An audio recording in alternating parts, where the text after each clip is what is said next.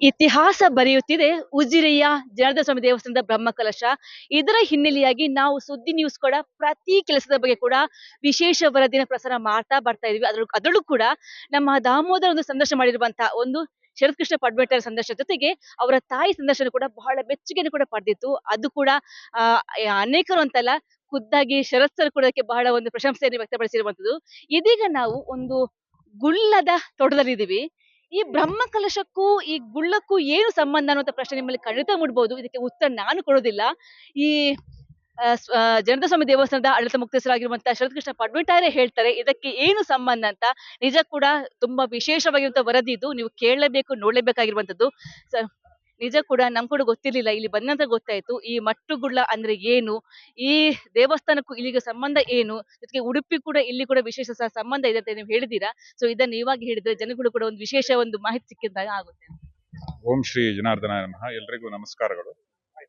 ಈ ಗುಳ್ಳ ಅನ್ನುವಂಥದ್ದು ಅದರಲ್ಲೂ ವಿಶೇಷವಾಗಿ ಮಟ್ಟುಗುಳ್ಳ, ಇದು ಉಡುಪಿಯ ಭಾಗದಲ್ಲಿ ಬಹಳ ವಿಶೇಷವಾಗಿ ಬೆಳೆಯುವಂತಹ ಒಂದು ಬೆಳೆ. ಈ ಬೆಳೆಗೆ, ಈ ತರಕಾರಿಗೆ ವಿಶೇಷವಾದ ಒಂದು ದೈವಿಕ ಹಿನ್ನೆಲೆ ಇದೆ.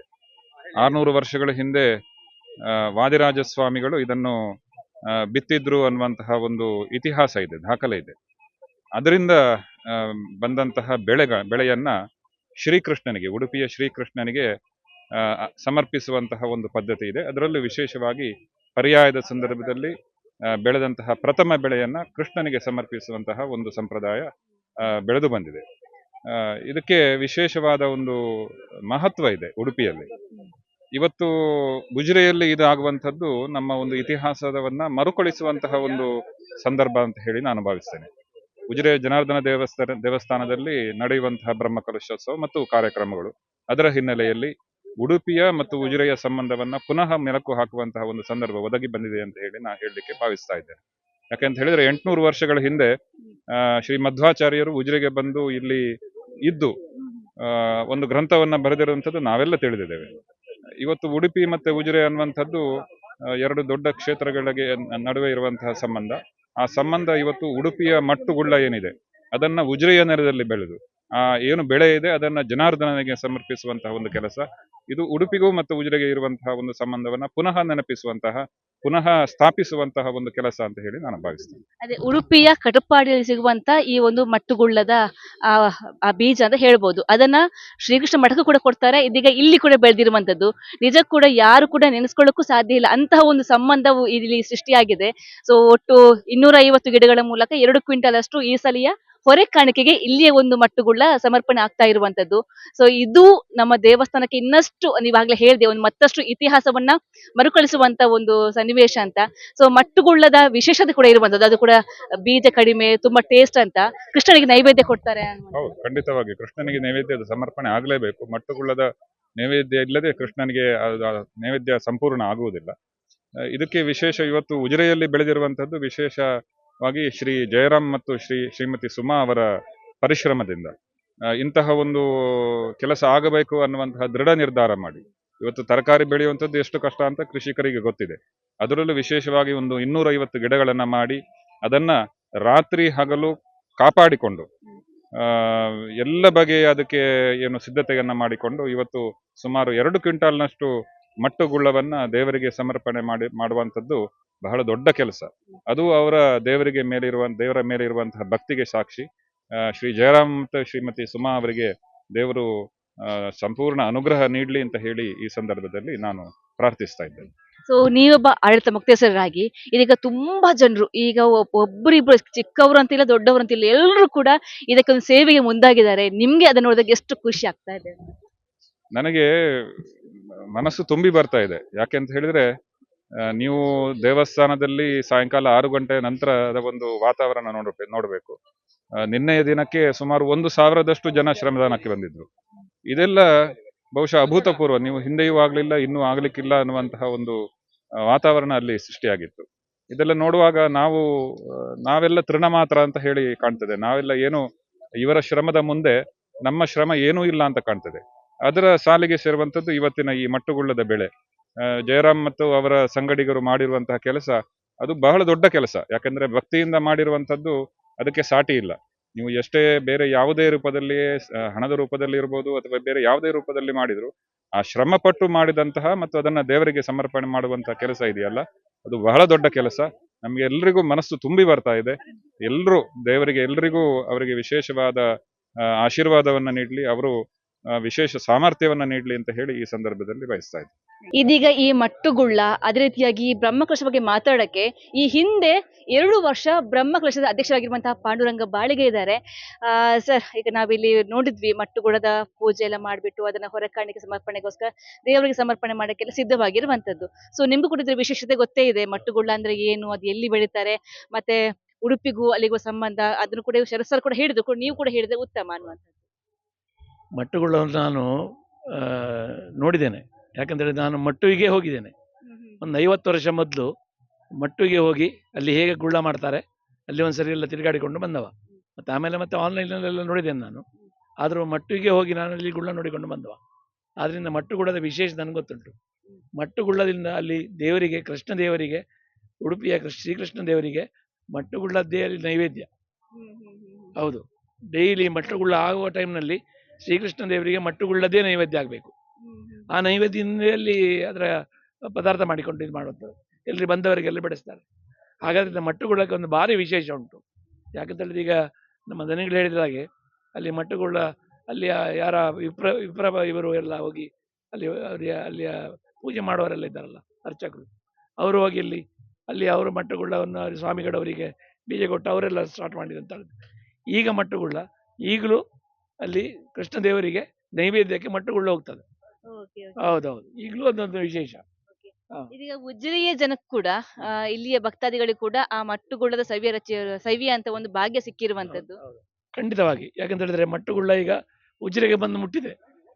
ಮಟ್ಟುಗುಳ್ಳ ನಿಜ ಉಜಿರೆಗೆ ಎಲ್ಲಿ ಹೊರಗೆಲ್ಲ ಕೊಡೋದಿಲ್ಲ ಅವರು, ಆದರೂ ಇಲ್ಲಿ ಉಜಿರೆಗೆ ಬಂದು ಮುಟ್ಟಿದೆ. ಯಾಕಂತ ಹೇಳಿದ್ರೆ ಖಾಲಿ ಜನಾರ್ದನ ದೇವರ ಸೇವೆಗೆ ಮತ್ತು ಸ್ವಲ್ಪ ಕೃಷ್ಣನ ಸೇವೆಗೆ, ಹಾಗೆ ಎರಡು ಕಡೆಯಲ್ಲಿ ಸೇವೆಗೆ ಅಂತ ಹೇಳ್ಕೊಂಡು ಮಟ್ಟುಗುಳ್ಳ ಇಲ್ಲಿ ಬಂದು ಮುಟ್ಟಿದೆ. ಆ ಮಟ್ಟುಗುಳ್ಳದ ಇಲ್ಲಿಯ ನಾಳ್ದು ಬ್ರಹ್ಮಕಲಶ ಟೈಮ್ನಲ್ಲಿ ಮಟ್ಟುಗುಳ್ಳದ ಪದಾರ್ಥಗಳನ್ನು ಮಾಡಿಕೊಂಡು ಸವಿಯುವಂಥದ್ದು ಎಲ್ರಿಗೂ ಒಂದು ಭಾಗ್ಯ.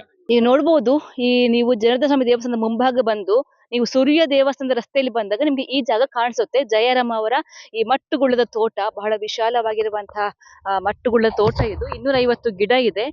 ಈಗಾಗಲೇ 2 ಕ್ವಿಂಟಲ್ ಅಷ್ಟು ಮಟ್ಟುಗುಳ್ಳವನ್ನ ಈ ಬ್ರಹ್ಮಕಲಶಕ್ಕೋಸ್ಕರ ಹೊರೆ ಕಾಣಿಕೆ ಸಮರ್ಪಣೆ ಮಾಡಿರುವಂತದ್ದು. ದೇವರಿಗೆ ಸಮರ್ಪಣೆಯಾಗಿ ಈ ಮಟ್ಟುಗುಳ್ಳ ಹೋಗಿದೆ. ಹಾಗಾದ್ರೆ ಬನ್ನಿ, ಈ ಮಟ್ಟುಗುಳ್ಳದ ಕೃಷಿ ಮಾಡಿರುವಂತಹ ಜಯರಾಮ್ ಅವರು ಇಲ್ಲೇ ಇದ್ದಾರೆ. ಅವರ ದಂಪತಿ, ಅವರ ಫ್ಯಾಮಿಲಿ ಎಲ್ಲರೂ ಕೂಡ ಇದ್ದಾರೆ. ಜಯರಾಮ್ ಅವರು ಹಾಗೆ ಅವರ ಸ್ನೇಹಿತ ರೋಹಿತ್ ಅವರು ಸೇರ್ಕೊಂಡು ದೇವರಿಗೆ ಏನಾದ್ರು ನಾವು ಒಂದು ಕಾಣಿಕೆಯಾಗಿ, ಒಂದು ಕೊಡುಗೆಯಾಗಿ ಒಂದು ಸೇವೆಯನ್ನು ಮಾಡ್ಬೇಕು ಅನ್ನೋ ಕಾರಣಕ್ಕೋಸ್ಕರ ಈ ಮಟ್ಟುಗುಳ್ಳವನ್ನ ಬೆಳೆದು ಇದೇ ಪ್ರಥಮ ಬಾರಿಗೆ ಬ್ರಹ್ಮಕಲಶಕ್ಕೋಸ್ಕರ 2 ಕ್ವಿಂಟಲ್ ಅಷ್ಟು ಮಟ್ಟುಗುಳ್ಳವನ್ನ ಸಮರ್ಪಣೆ ಮಾಡಿರುವಂತದ್ದು. ಜಯರಾಮ್ ಸರ್, ನಿಜ ಕೂಡ ನೀವು ಪುಣ್ಯಾತ್ಮರು ಇಂಥ ಒಂದು ಸೇವೆ ಮಾಡಿರುವಂತದ್ದು. ಯಾಕಂತ ಹೇಳಿದ್ರೆ ಉಡುಪಿಗೆ ಹೋದ್ರೆ ಮಾತ್ರ ನಮ್ಗೆ ಇದರ ನೈವೇದ್ಯ ಸಿಗುವಂತದ್ದು. ಆದ್ರೆ ಇದೀಗ ಉಜಿರೆಯ ಈ ಒಂದು ಬ್ರಹ್ಮಕಲಶ ಟೈಮಲ್ಲೂ ಕೂಡ ಜನಗಳಿಗೆ ಇದರ ಒಂದು ಸವಿಯುವಂತ ಜೊತೆಗೆ ಆ ಒಂದು ದೇವರಿಗೆ ಒಂದು ನೈವೇದ್ಯ ಸಿಗುವಂತಹ ಒಂದು ವಸ್ತು ಇದು. ಅದನ್ನ ರುಚಿಯನ್ನು ಸವಿಯುವಂತ ಭಾಗ್ಯ ಕೊಟ್ಟಿದ್ದೀರಾ.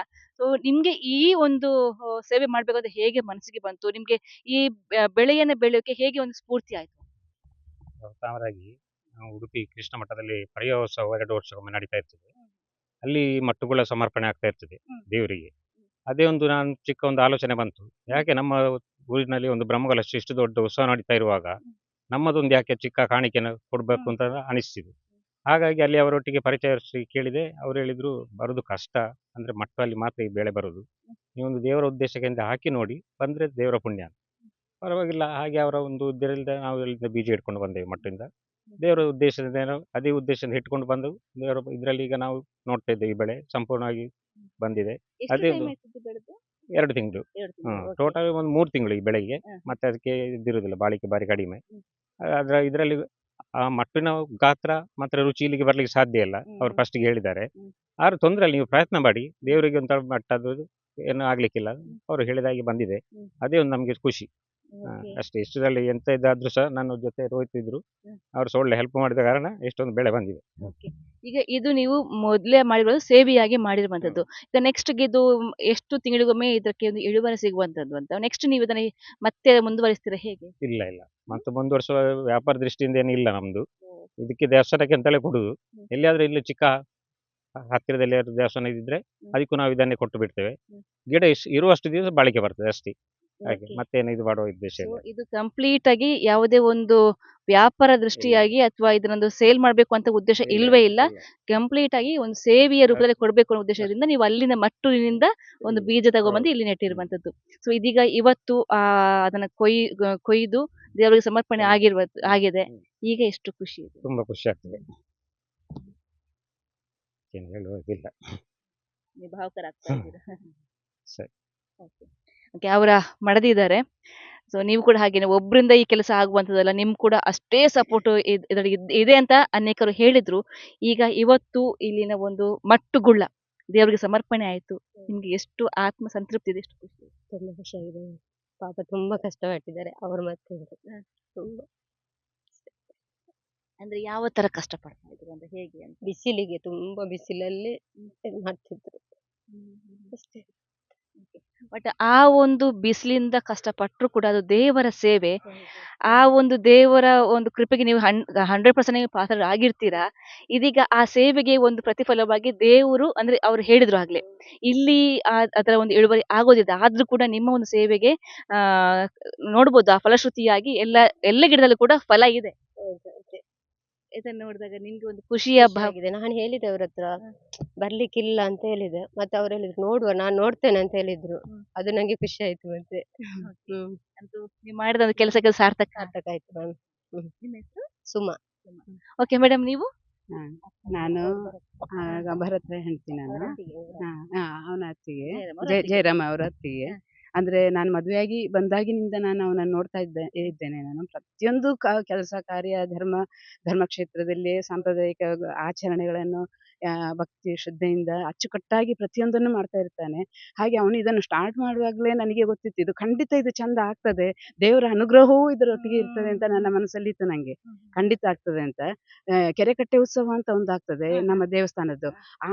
ಆ ಟೈಮಲ್ಲಿ ಅವನು ದೀಪದ ಅಲಂಕಾರದಲ್ಲಿ ಮುಖ್ಯವಾಗಿ ಅವನೇ ಜವಾಬ್ದಾರಿ ತಗೊಳ್ತಾನೆ.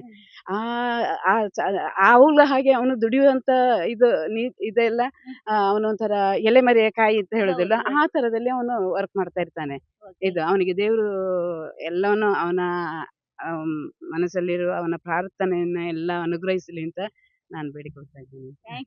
ಇನ್ನೊಬ್ರು ಜಯರಾಮ್ ಜೊತೆ ಸಾಥ್ ಕೊಟ್ಟಂತವ್ರು ರೋಹಿತ್ ಅವರು. ಸೊ ನೀವು ಕೂಡ ಮೂಲತಃ ಇಲ್ಲಿ ಅವರೇನಾ ಅಥವಾ ಉಜಿರೆ ಅವರು. ಹಾಗೆ ನಾವು ಮೊದಲಿಂದ ಅವರೊಟ್ಟಿಗೆ ಫ್ರೆಂಡ್. ಅವ್ರು ಏನ್ ಹೇಳಿದ್ರು ಸಹ ನಾವು ನೋಡುವ ಅಂತ ಒಂದು ಹೇಳ್ತಾ ಅವರಿಗೆ ಸಪೋರ್ಟ್ ಮಾಡ್ತಾ ಇದ್ವಿ. ಮೊದಲು ಹೋಗುದು ಅವರೇ ಎಲ್ಲದಕ್ಕೂ. ಇದು ಕೂಡ ಅವರೇ ಪ್ಲಾನ್ ಮಾಡಿದ್ರು. ಮತ್ತೆ ನಾನು ಮತ್ತೆ ಅವರು ಇದನ್ನು ಹೋಗಿ ಇದ್ರದ್ದು ಬೀಜವನ್ನು ಕೇಳಿದೆವು. ಸ್ಟಾರ್ಟಿಂಗ್ ಅವರು ಕೊಡುದಿಲ್ಲ ಹೇಳಿದ್ರು. ಆಗ ನಾವು ಹೇಳಿದೆವು, ನಾವು ಹೀಗೆ ದೇವಸ್ಥಾನಕ್ಕೆ ಬಿಸ್ನೆಸ್ ಮಾಡ್ತಾ ಇಲ್ಲ, ನಾವು ಕೊಡ್ತಾ ಇದ್ದೇವೆ, ನಮ್ಮಿಂದ ಅಂತ ಆಗುದಿಲ್ಲ ಹೇಳಿದ್ರು. ಕೃಷಿಯ ಬಗ್ಗೆ ಅವರಿಗೆ ಒಳ್ಳೆ ಗೊತ್ತಿತ್ತು, ನನಗೇನು ಅಷ್ಟು ಗೊತ್ತಿಲ್ಲ, ನನಗೆ ಕೃಷಿ ಯಾವುದು ಇಲ್ಲ. ಹಾಗಾಗಿ ಮಾಡುವ ಅಂತ ಹೇಳಿ ನಾನು ಕೂಡ ಸಪೋರ್ಟ್ ಇದ್ದೇನೆ, ನನ್ನಿಂದ ಗೊತ್ತಿಲ್ಲ ಅಂತ ಹೇಳಿದೆ. ಹಾಗೆ ಯಾವುದೇ ರೀತಿಯಲ್ಲಿ ತುಂಬಾ ಕಷ್ಟಪಟ್ಟದ್ದು ಅವರು ಅದ್ರಲ್ಲಿ. ನಾನೇನಿಲ್ಲ, ಸಪೋರ್ಟ್ ಮಾಡ್ತಿದ್ದೆ, ಎಲ್ಲ ಕರಿವಾಗ ಬರ್ತಾ ಇದ್ದೆ. ಇಲ್ಲಿ ಪ್ರಾಣಿಗಳದಾಗ್ಲಿ ತುಂಬಾ ಪ್ರಾಬ್ಲಮ್ ಆಗ್ತಾ ಇತ್ತು. ಆಗ ತುಂಬಾ ಕಷ್ಟಪಟ್ಟದ್ದು ಅವರೇ ಇಲ್ಲಿ. ನನಗೆ ಏನೆಲ್ಲ ಸೇಫ್ಟಿ ಆಗಿ ಇಲ್ಲಿ ಅವ್ರ ಪ್ರಿಕಾಷನ್, ಅಂದ್ರೆ ಈಗ ಎಲ್ಲ ಕಡೆ ಓಕೆ ಕಾಡು ಪ್ರಾಣಿ ದಾಳಿ ಇತ್ತು. ನಾವು ನೆಟ್ ಹಾಕ್ತಿದ್ದೆವು, ಮತ್ತೆ ಈಗ ಸೋಲಾರ್ ಲೈಟ್ ಹಾಕಿದ್ದೇವೆ. ಆ ರೀತಿ ಎಲ್ಲ ಮಾಡಿ ನೆಟ್ಟುಗಳನ್ನೆಲ್ಲ ಕಟ್ಟಿ ಬೇರೆ ತುಂಬಾ ರೀತಿಯಲ್ಲಿ ಪ್ರಾಣಿಗಳನ್ನು ಓಡಿಸಿ ಮಾಡಿದ್ದು. ಮತ್ತೆ 1-2 ಸಲ ಬಂತು, ಮತ್ತೆ ಬರ್ಲಿಲ್ಲ. ಆಗ ಇದು ಗಿಡ ಲಾಸ್ಟ್ ಮೂಮೆಂಟ್ ಅಲ್ಲಿ ಆಗ್ಲಿಲ್ಲ ಆಯ್ತು. ಇದು ಸ್ಟಾರ್ಟಿಂಗ್ ಅಲ್ಲಿ ತುಂಬಾ ಕಷ್ಟ ಆಯ್ತು. ಆಗ ತುಂಬಾ ಶ್ರಮ ಪಟ್ರು ಅವರು. ಆಗ ಅವ್ರು ಇದು ಆಗುದಿಲ್ಲ ಅಂತ ಹೇಳಿದ್ರು. ಆಗ ನಾನು ಹೇಳಿದೆ ಆಗ್ತದ ಇಲ್ಲೋ ನೋಡುವ, ಟ್ರೈ ಮಾಡುವ ಅಂತ ಹೇಳಿ. ಅವರು ಕೂಡ ತುಂಬಾ ಶ್ರಮ ಪಟ್ಟಿದ್ದಾರೆ ಇದರಲ್ಲಿ. ಎಲ್ಲ ಕಷ್ಟ ಬಂದು ಅವರೇ ಬೆಳಗ್ಗೆ 5 ಗಂಟೆಗೆಲ್ಲ ಬಂದು ಅವರೇ ಇಲ್ಲಿ ತುಂಬಾ ಕಷ್ಟ. ನಾವು ಯಾವುದಕ್ಕೆ ಬರ್ಲಿಲ್ಲ ಅದಕ್ಕೆಲ್ಲ. ಬೇರೆ ಎಲ್ಲ ಏನಾದ್ರು ಸಪೋರ್ಟ್ ಮಾಡ್ತಿದ್ದೆ ನಾನು ಅವರಿಗೆ ಎಲ್ಲ ರೀತಿಯಲ್ಲಿ. ಏನು ಬೇಕು, ಹೋಗುದು, ಎಲ್ಲಿ ಬರ್ಬೇಕು, ಅದೆಲ್ಲ. ಹಾಗೆ ಮತ್ತೆ 2ನೇ ಸಲ ಕೂಡ ಉಡುಪಿಗೆ ಹೋದೆವು. ನಾವು ಹೇಳಿದೆವು ಹೀಗೆ ಆಯ್ತು ಅಂತ, ಏನ್ ಮಾಡ್ಬೇಕು ಅಂತ. ಹಾಗೆ ಕೃಷಿ ಇಲಾಖೆ ಅವ್ರ ಹತ್ರ ಎಲ್ಲ ಮಾಹಿತಿ ತಕೊಂಡು ಸ್ವಲ್ಪ ಮಾಡ್ತಾ ಬಂದದ್ದು. ಅಂತೂ ಈಗ ನಿಮ್ಮ ಆ ಕಷ್ಟದ ಎಲ್ಲ ಮಾಡಿದ ಪ್ರಯತ್ನವಾಗಿ ಇವತ್ತು ಆ ದೇವರಿಗೆ ಸಮರ್ಪಣೆ ಆಗಿದೆ. ಒಂದೊಂದು ಗಿಡದಲ್ಲಿ ಒಂದು ಅಂದಾಜು ಎಷ್ಟು ಒಂದು ಫಲ ಮೂಡಿದೆ? ಒಂದು ಗಿಡದಲ್ಲಿ ಸಾಧಾರಣ ಒಂದು 2 kg ಅಷ್ಟು ಬಂದಿದೆ ಸಾಧಾರಣ. 2 kg, ಕೆಲವರಲ್ಲಿ ಜಾಸ್ತಿ ಬಂದಿದೆ, ಕೆಲವರಲ್ಲಿ ಕಡಿಮೆ ಬಂದಿದೆ. ಹಾಗೆ ಅಷ್ಟು ಬರ್ತದೆ ಅಂತ ನಾವು ಕೂಡ ಎನಿಸ್ಲಿಲ್ಲ ಆಗ್ತದೆ ಅಂತ ಹೇಳಿದ್ರೆ. ಅಷ್ಟು ತುಂಬಾ ಕಷ್ಟ ಇತ್ತು ಅದು. ಸ್ಟಾರ್ಟಿಂಗ್ ಮೂಮೆಂಟ್ ಅಲ್ಲಿ ಅದು ಬರ್ಲೇ ಇಲ್ಲ ಆಯ್ತು. ಈ ಟೈಮಿಗೆ ಆಗ್ತದೆ, ಬ್ರಹ್ಮಕಲಶ ಆದ ಮೇಲೆ ಆಗ್ಬೋದಾ ಅಂತ ಆ ರೀತಿ ಎಲ್ಲ ಇತ್ತು. ಅದೇ ನಾವು ಹೇಳಿದ್ದೇವೆ, ದೇವರಿಗೆ ಬೇಕಾದ್ರೆ ಆಗ್ಬೋದು, ಇಲ್ಲದಿದ್ರೆ ಆಗ್ಲಿಕ್ಕಿಲ್ಲ. ನೋಡು, ನಾವು ಯಾವುದೇ ಬಿಸ್ನೆಸ್ ಇದನ್ನು ಇನ್ನೂ ಕೂಡ ಯಾರಿಗೆ ಕೂಡ ಮಾರಾಟ ಮಾಡೋದಿಲ್ಲ, ಮಾರಾಟ ಮಾಡುವ ಉದ್ದೇಶವೇ ಇಲ್ಲ ಇದನ್ನು. ಇದು ಆದ್ರೂ ಸಹ ಯಾರಿಗಾದ್ರೂ ಫ್ರೀಯೇ ಕೊಡುದು, ಹಾಗೆ ನಾವು ಎನಿಸಿದ್ದೇವೆ. ನಾನು ಈ ಜಾಗೆಯ ಯಜಮಾನ. ನಮ್ದೇ ಗದ್ದೆ ಇದೆಲ್ಲ, ಈ ಹ. ತೋಟ ಎಲ್ಲ ನಮ್ದೇ ಇದು. ಹ. ನವೆಂಬರ್ ಅಲ್ಲಿ 2ನೇ ಬೆಳೆ ಮಾಡುವಾಗ ನಮ್ಮ ಚಿಕ್ಕಮ್ಮನ ಮಗ ಜಯರಾಮ ತಮ್ಮ ಹ್ಮ್. ಹೇಳಿದ, ಬೆಳೆ ಮಾಡ್ಲಿಕ್ಕೆ ಉಂಟು ಅಂತ ಕೇಳಿದ. ನಾನು ಹೇಳಿದೆ ಯಾಕೆ ಅಂತ ಕೇಳಿದೆ. ಇಲ್ಲ, ಬ್ರಹ್ಮಕಲಶ ಅಲ್ಲ, ದೇವರಿಗೆ ಒಂದು ಮಟ್ಟುಗುಳ್ಳ ಮಾಡುವ ಅಂತ ಇದ್ದೇನೆ. ಸರಿ ಆಯ್ತು, ಮಾಡು ಅಂತ ಹೇಳಿದೆ. ಹಾಗೆ ಎಲ್ಲ ಕಷ್ಟಪಟ್ಟದ್ದು ಅವನೇ, ಬೀಜ ತಂದದ್ದು ಅವನೇ, ನೀರು ಗದ್ದೆ ಜಾಗ ಮಾತ್ರ ನಮ್ದು. ಹಾಗಾಗಿ ನನ್ನ ಸಪೋರ್ಟ್ ಸಹ ಇದೆ ಅದರಲ್ಲಿ. ಎಲ್ಲ ಮಾಡಿದ್ದಾರೆ, ಚಂದ ಮಾಡಿದ್ದಾರೆ, ಭಾರಿ ಕಷ್ಟಪಟ್ಟಿದ್ದಾನೆ ಅವ. ಅಂತೂ ಒಳ್ಳೆ ಫಲ ಸಹ ಕೊಟ್ಟಿದ್ದಾರೆ, ದೇವರು ಕೊಟ್ಟಿದ್ದಾರೆ. ಹಾಗೆ ಈ ಮಟ್ಟುಗುಳ್ಳ ಉಡುಪಿಯಿಂದ ಉಜಿರೆ ಬಂದು ಉಜಿರೆ ಬ್ರಹ್ಮಕಲಶಕ್ಕೆ ಒಂದು ಆ, ತಯಾರಾಗಿದೆ ಅಂತ ಹೇಳುವ ಸಂತೋಷ ನಮಗಿದೆ. ಹಾಗೆ ಈ ಲೆಕ್ಕದಲ್ಲಿ ನಮ್ಮ ದನಿಗಳು ಸಹ ನಮ್ಮ ಗದ್ದೆಗೆ ಬಂದ್ರು, ಇಷ್ಟು ಜನ ಊರಿನವರು ಬಂದ್ರು, ಎಲ್ಲರಿಗೆ ಖುಷಿಯಾಗಿದೆ. ಅದೇ ನಮಗೆ ಸಂತೋಷ.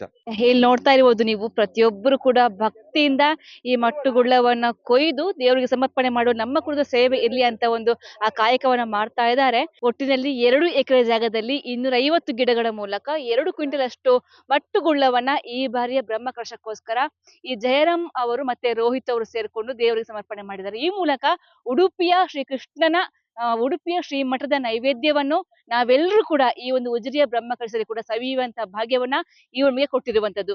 ವನಿಷ್ಠತೆ ಶ್ರೇಯಶೆಟ್ಟಿ, ಸುದ್ದಿ ನ್ಯೂಸ್, ಉಜಿರೆ.